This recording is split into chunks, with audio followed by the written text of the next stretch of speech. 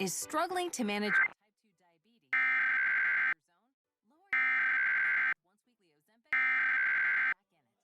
Ozempic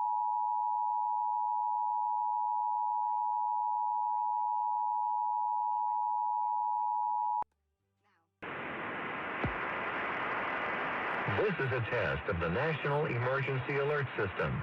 This system was developed by broadcast and cable operators in voluntary cooperation with the Federal Emergency Management Agency, the Federal Communications Commission, and local authorities to keep you informed in the event of an emergency. If this had been an actual emergency, an official message would have followed the tone alert you heard at the start of this message. No action is required.